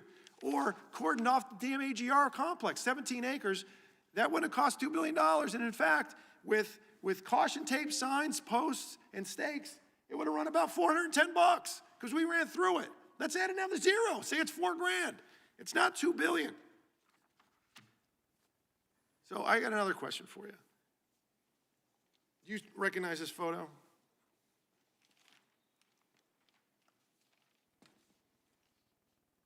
Yes, sir, I do. Okay. Was that the remembrance of September 11th? It was. Was it in New York? It was at Ground Zero. Okay. Who's usually at an event like this closest to the President of the United States, security-wise? The SAC of the detail. Special agent in charge of the detail. Were you the special agent in charge of the detail that day? Actually, let me address this. Could you please, staff, leave that? Oh, no, leave that one up with the circle around me. Thank you. So actually, Congressman, what you're not seeing is the SAC of the detail out of the picture's view. And that is the day where we remember the more than 3,000 people that have died on 9/11. I actually responded to Ground Zero. I was there going through the ashes of the World Trade Center.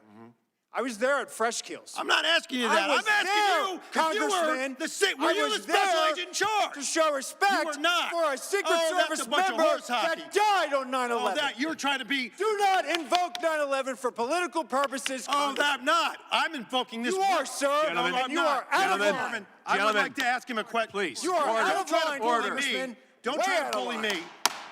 I am an elected member of Congress, and I'm asking you a serious question, and you are I playing am a politics. public servant who has served this nation and You spent won't answer time the question. on our day, on our country's darkest Mr. day. Chairman, Committee you will will not come answer Do to not order. politicize it.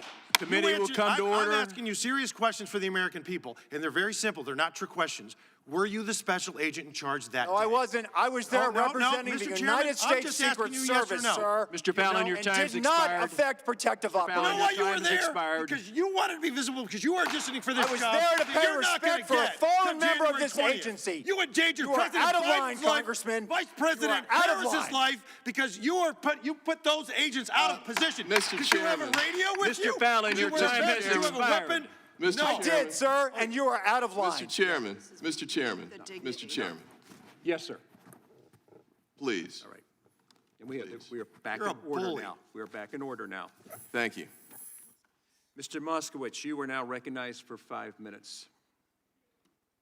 Okay, Congressman? how you doing? Good, sir. All right. So, look, the reason emotions are high is because we almost did have a former president, and now the president-elect, literally almost killed live on television. And there were two pieces of luck that day, one bad, one good. The Secret Service's luck ran out that day because the systemic failures didn't start on July 13th. They were probably occurring, and the luck ran out that day. But luckily, President Trump moved his head and he wasn't killed. I can't imagine where we would be if we didn't have that second piece of luck. And so everyone here brings their different experience. I'm a former emergency management director. I know disasters when I see them, right? And July 13th was an absolute disaster. There's just no question about that. And I've done after action reviews, and you go through the things, in your response to a hurricane and what failed, and then you're like a general fighting the last war. We're gonna fix the things that failed that day. But really, you gotta do more of a holistic approach. Not just look at the things that failed that day, the things that aren't working in general. Bigger picture, and not just fix just those specific things. I'm familiar about what it's like to come into an agency and clean up someone else's mess, which is what you're doing, and quite frankly. And so I applaud you for that, right? You've been handed, a ship with a hole in it, and it's taken on water, and you got to figure out how to fix the hole and get the water out of the boat at the same time. And so I applaud you for stepping up and doing that. I want to talk about one of the comments that multiple people made on this committee, and it's for your agency and it's for other agencies, which is that a lot of time we get stuck in this process thing. Oh, because of process, we can't communicate with the public, or we're not going to communicate with Congress because of process. Agencies need to change with the times. Things are different now. And when you guys don't put out information, that vacuum gets filled with conspiracy theories. We talk about restoring faith in the institutions. Yes, government needs to work, and people need to see that they're competent. But at the same time, we're not going to be able to restore that faith if the agencies aren't communicating with the public and instead are getting conspiracy theories online because no one else is giving them information. And that's going to be a push-pull that you, DOJ, the FBI are going to have to deal with in today's world of communications. Other people will tell your story for you, and it will be false if you don't tell it. I want to talk about two specific things, and then I want to get to page 7 of the report, which for me is the most important. The 9/11 Commission recommended fixing the comms issue by creating a network. AT&T, FirstNet, I think Verizon has one as well. We knew about the comm failures that day, the throttling the radios, people on different systems, and yet 20 years, 25 years later, your agency is still struggling with the same problems we had on 9/11. officers using their own personal cell phones, not on the network that was made for emergency personnel, which would have worked that day. Procurement. I want to talk about procurement because it's something that most people don't think about and it's not sexy. And I did tons of procurement when I was the emergency management director. One of the reasons why we have this problem, and it's not just at the federal level, I saw it at the shooting in Marjorie Stoneman Douglas at my high school between the city police versus the county, the sheriff's office, is everyone's doing their own procurement. Every city, every county, every state, every federal agency, every sector is doing different procurement. And you're all hiring different companies with different systems and no one talks to each other. Computer systems, radio systems, whatever it is. And we're not gonna fix this problem until we figure out how to do more of a comprehensive procurement for multiple agencies to get them on the same systems. And so that's a system piece, but I'm telling you, we're not gonna fix this problem until that happens. But I wanna talk about page 7 of the report. There's a line in there, and I'm not gonna ask you to comment because I know what the answer will be. I've been through this. Page 7 of the report says, Congress must consider whether the Secret Service investigative obligations can effectively coexist with its primary protective mission and whether the agency's investigative functions should remain within the Department of Homeland Security. Yahtzee. And I will tell you that Homeland Security was the right to create it. Senator Lieberman was right. It has a core function. It should exist. We need to foster communication between our agencies, but I would surmise that the Department of Homeland Security has become too big. It can't function. It's 22 agencies, and it's just gigantic. And every director, administrator of FEMA that I've talked to, when they were in the agency, wouldn't tell me that. But as soon as they left, they would say, we can't make the changes that we know we need to make within FEMA because we can't get it done within Homeland. And so I'm going to be filing a bill the first day of next Congress to remove FEMA and Secret Service from Homeland Security and make them direct reports to the White House. I think the changes you want to make, I think you'll be able to make them quicker if you're not within Homeland. And so if we really want to talk about having our agencies respond faster, having our agencies fix these problems that didn't just exist on July 3rd, probably existed a year ago, 2 years ago, 3 years ago, 5 years ago, we have to be serious about breaking up Homeland Security. We have to realize that a 22-agency department cannot function efficiently. So it's quite frankly the reason why I joined the DOJ committee, to some people's misconception. I joined it with a specific focus on trying to fix Homeland because that's where this conversation is gonna happen, right? And so while we look at the report, I would tell you not to overlook page 7. Everything we've talked about technology, everything we talked about, everything Representative Green talked about culture, right? You actually had a funny line. You said you want to put the Secret Service, you want to put the secret back in Secret Service. I think Representative Green was making sure you don't forget about the service piece also, right? But I think you got to get outside of Homeland. I do. And I'm not going to ask you to comment on that because trust me, I've had 100 conversations, and when they're in public, they're very different than when they are in private. Everyone knows that Homeland is not working in its current condition. But you know what happens? Everyone wants to protect their sacred cow. You staff on the Homeland Security Committee, right? They won't let it happen. Homeland doesn't want to let it happen because they'll want more. 22, they'll take 30, right? I mean, it's just the way it's the way it's working. So, you know, Mr. Chairman, I want to thank your leadership running the committee. I want to thank Ranking Member Crow. I think the report is very important. I think we've done it on a bipartisan basis. But I really want to hit this point home. If we are serious about making these changes, then we got to get serious about we have an agency that is not functioning in Homeland because it's just too big. Thank you. I yield back. Thank you, sir. Before we close, I want to turn to Ranking Member Crow for a brief closing remarks. Thank you, Chairman, and thank you to the members for this hearing. You know, this was an overwhelmingly bipartisan, productive hearing. I mean, the questions from the members were serious and robust, and clearly they took their charge to learn the issues and to dive into the investigation very seriously. And I also want to thank you, Acting Director Rowe, You know, I've been in Congress now almost 6 years, and I've been in plenty of situations where there are directors and department heads and acting directors and department heads who are in crisis situations, right? Or contingency situations where there's a crisis within their agency or something that has gone wrong. I mean, this is an oversight hearing, so more often than not, there's something that has gone wrong. And there's people that deal with that in a variety of different ways. But in my experience, and I don't want to speak for the chairman, and he'll have a chance to speak about this, but we've talked a lot about this, and you've been very candid.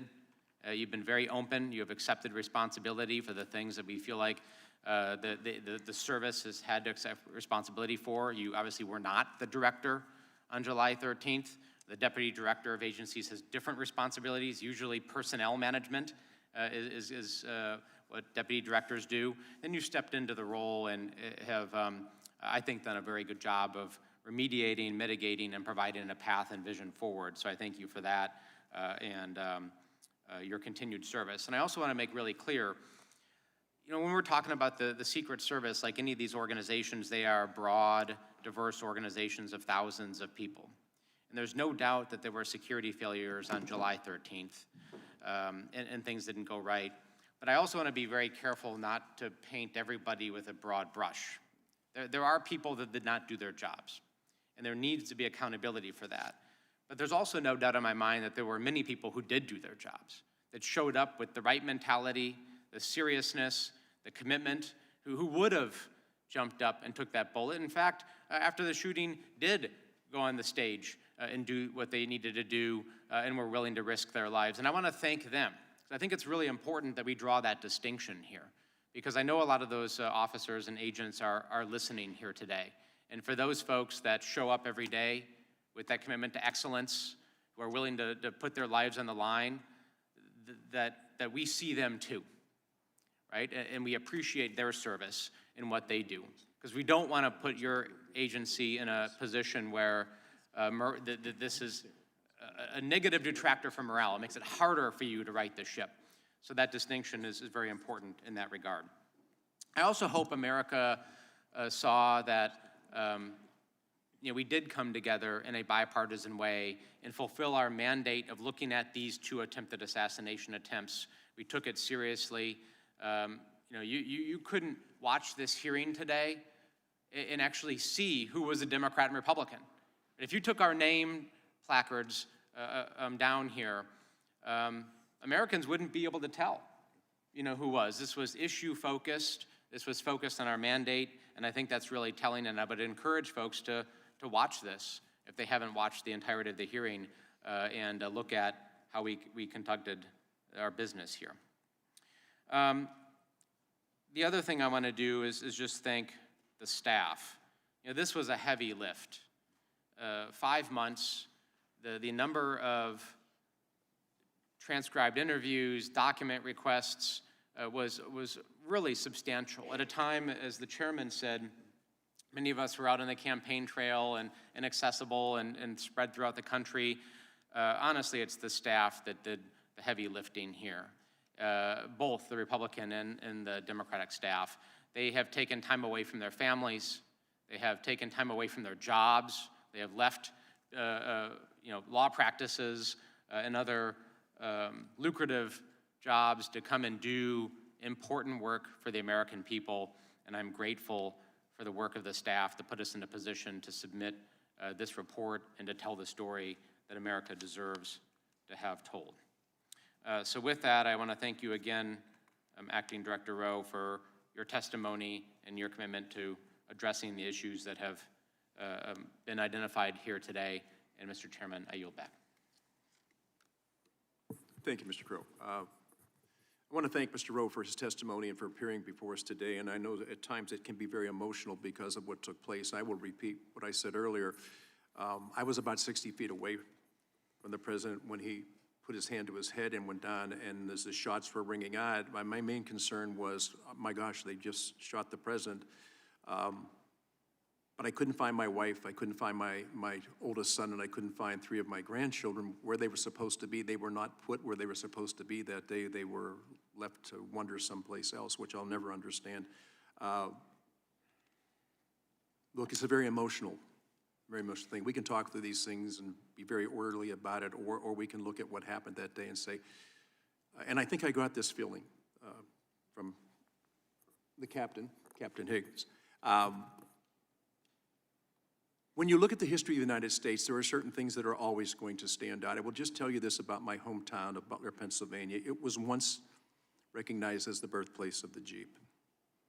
It is now recognized as the location where the attempted assassination of Donald Trump took place. So it's overshadowed everything else that that town was ever known for and what they're so proud of and how wounded they were that day. And I will say this again, I've said it before, local law enforcement was the first direction that fingers were pointed, that these local law enforcement guys, gosh, they just didn't do their job. They didn't do their job. I know them personally. I know how deeply wounded they were by that. And I think that we have to understand these are real people doing real things in real time. So when I'm out shopping, people come up to me and say, you know what happened that day? I said, well, you know, I have a pretty good idea. They said, well, let me tell you my version. And they tell me their version. I said, that's interesting. So where were you on the grounds that day? They said, well, I actually wasn't there. Now, why do people come up with these conspiracy theories? They come up with conspiracy theories because they don't get answers at the time they're needed. And I think that what we're trying to do, and I got to tell you, this is not a red committee or a blue committee. This is truly a red, white, and blue committee. And I will defy anybody to look at any of the members that are sitting up here today and say, I've seen this guy before in action. I know who he is. He's on Fox every night, or he's on CNN, whatever the hell people get on. Excuse me. I know we're not supposed to use any language like that. Chairman Green, I know that it's a very emotional thing for you too. So it isn't a funny issue, and it's something that does bring out the best of us and the worst in us. So whenever Jason and I first talked, and we were, and Miss Lee mentioned this, we were given three goals. There was threefold. Understand what went wrong on the day of the attempted assassination, ensure accountability, and to prevent such an agency failure from ever happening again. I know when I first talked to Representative Clay, he said, you can never guarantee that it will never happen again.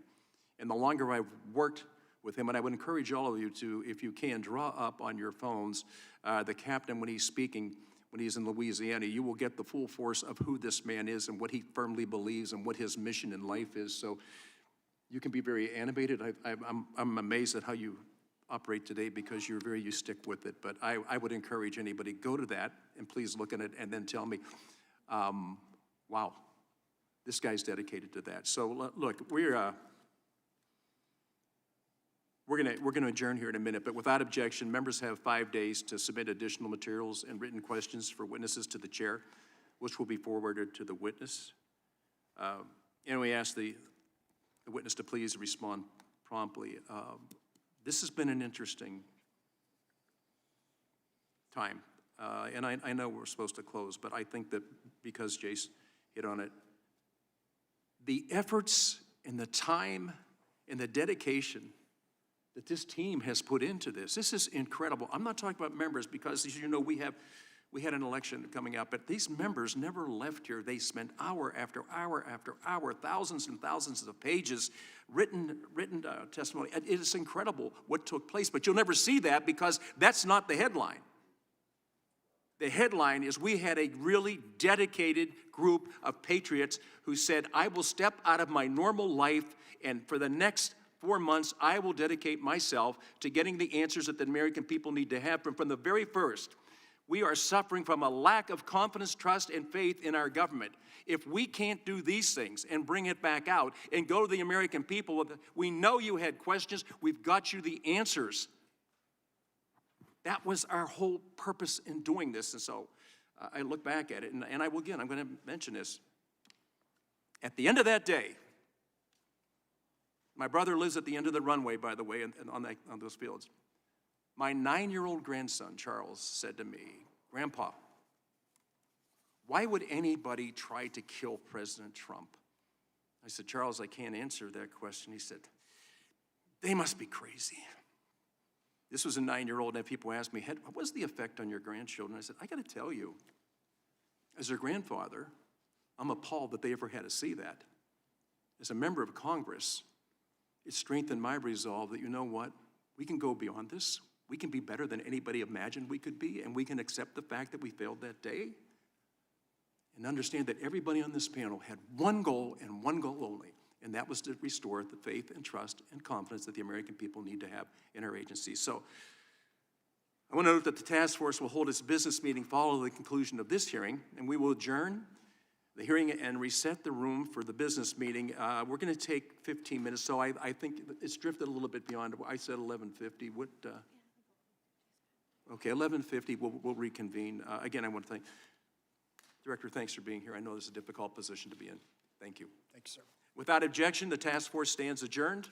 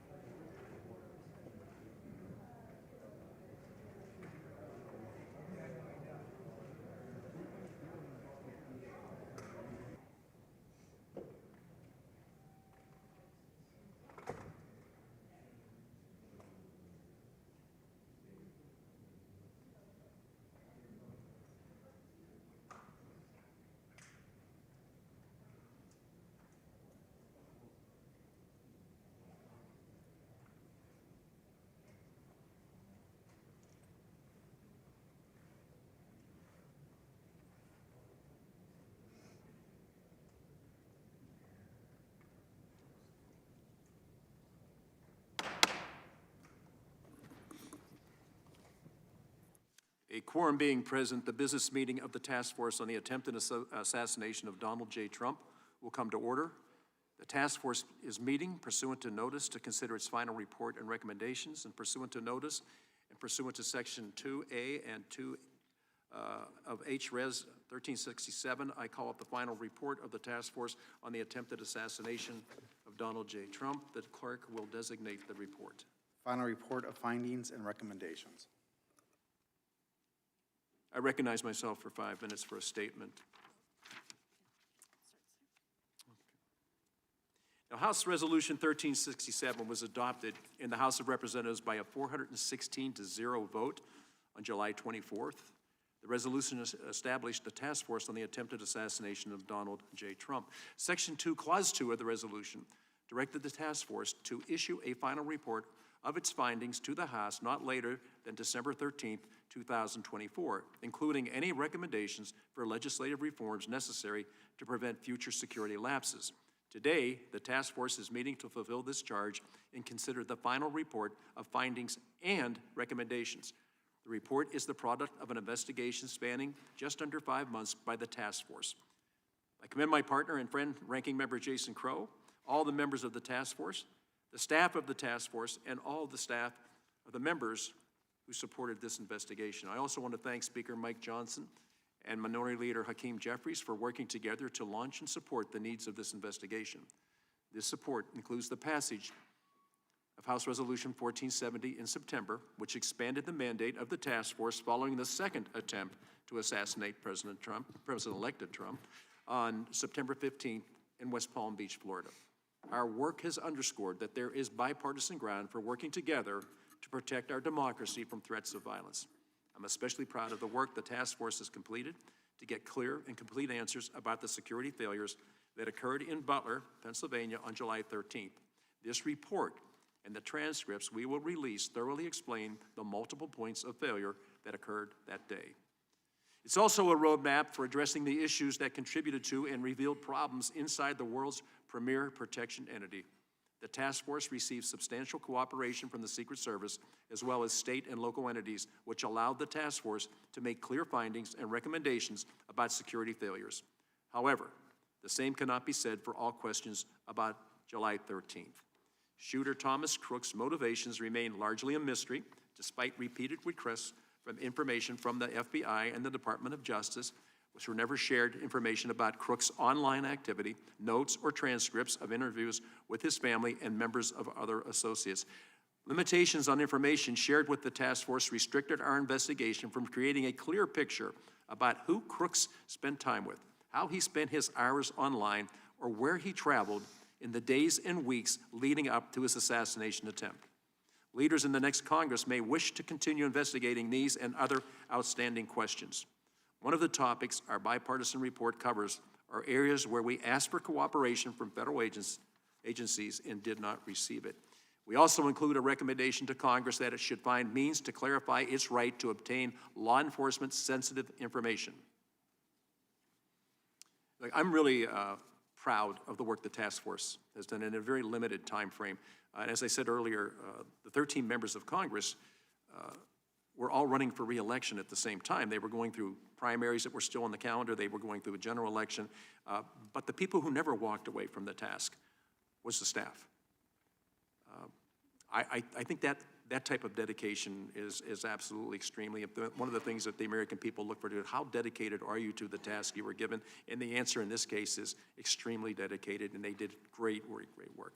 Now, my constituents in Butler have expressed gratitude for the work of the task force. It was great from a standpoint not of what it was that we were tasked to doing, but the fact that at a time when it's recognized that you guys can't work together on anything. You guys find faults with everything that you do, and you just don't, this was never political. This was never political, but the task we were given and the task that the task force did is off the charts at the top of everything I've ever done since I've been in Congress. I now want to recognize Ranking Member Jason Crow. Thank you, Mr. Chairman. Just to dovetail on the chairman's comments, this task force was created after the July 13th attempted assassination of President-elect Donald Trump because America deserved answers. They deserved answers as to how something like this could happen and how it would be fixed. But they also deserve to know that members of Congress in a bipartisan way could come together and condemn political violence and say there's no place for it in our country.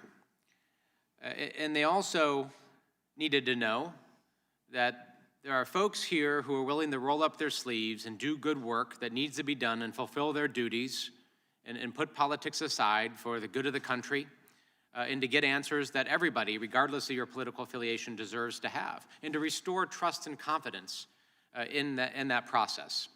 And I am very proud of this final report because it does all of those things. And the process itself actually did those things. The hearing today was a great example of it. It was robust. It was thorough, it was serious. The members came here with the charge to ask tough questions, to get answers, and to tell the story, and that is what happened. I also want to reiterate what the chairman said about the largely very cooperative posture of the federal government in responding to our requests for interviews, responding to our requests for documents, with the exception of the Department of Justice and the FBI, which did not give us some very critical and important information that we believe the American people still need to know. And if their intent was to slow walk us beyond the mandate or the purview of this committee, they are sorely mistaken, because you have members on this task force that sit on committees of jurisdiction that will be coming in next Congress that will still get that information. Right? America deserves to know what happened with Mr. Crooks, what his motivations were, who else he was talking to. That is an important part of the story. Now, our report is thorough, it's comprehensive, it gives many of the answers that America deserves to know, but they still do need to know those remaining pieces, and I commit to work with every member of this task force, even after this task force sunsets in a couple of weeks, to ensure that that happens. I want to thank the staff. I said this earlier in the hearing, that the product that we are going to be voting on and will release is the work largely of the staff that put their lives on hold, that missed important life events and family events, who left different law practices, different positions within government to come and actually do their patriotic duty as Americans and provide answers to this country and to serve the members.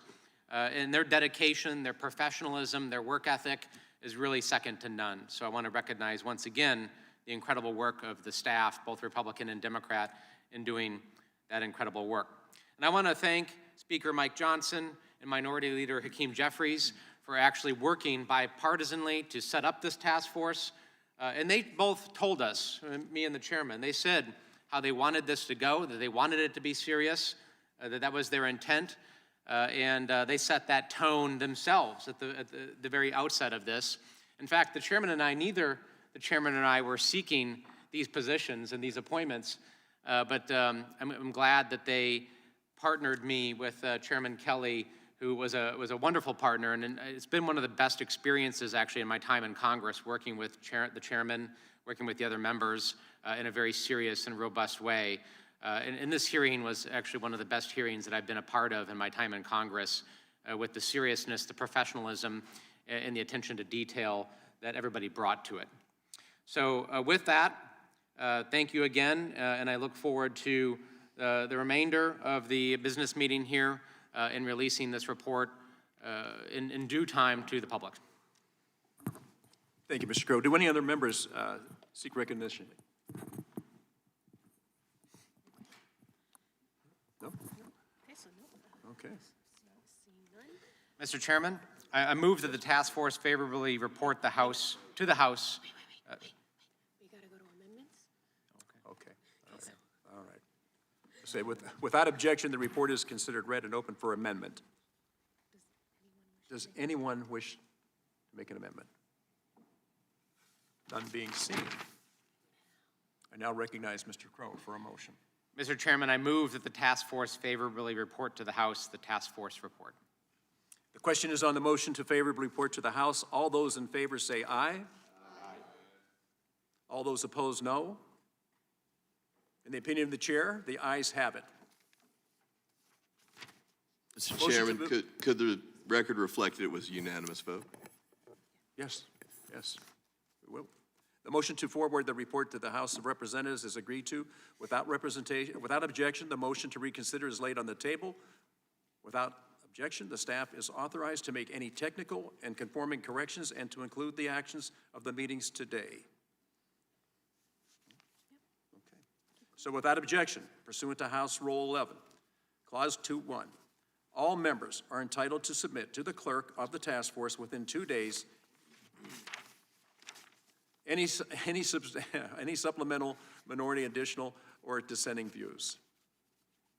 Okay, so before we adjourn the task force, I want to congratulate the members on the bipartisan nature of this task force. It's been a privilege and an honor to work in cooperative and bipartisan manner. And I also want to thank all of the members of the staff of the task force, and I think Jason's touched on it, and we keep repeating it, but it deserves repeating. The task force did incredible work at a time that was so compressed. They really were dedicated to it. They stepped out of their private lives to come and do this, which is a tremendous patriotic thing to do. I also want to thank the Office of the Official Reporters for their quality staff in covering the meetings and many, many interviews and conducted. So there being no further questions, the task force stands adjourned. Now, members, Please stay for the picture. yes, please. We want to have a team picture. Because we all know it.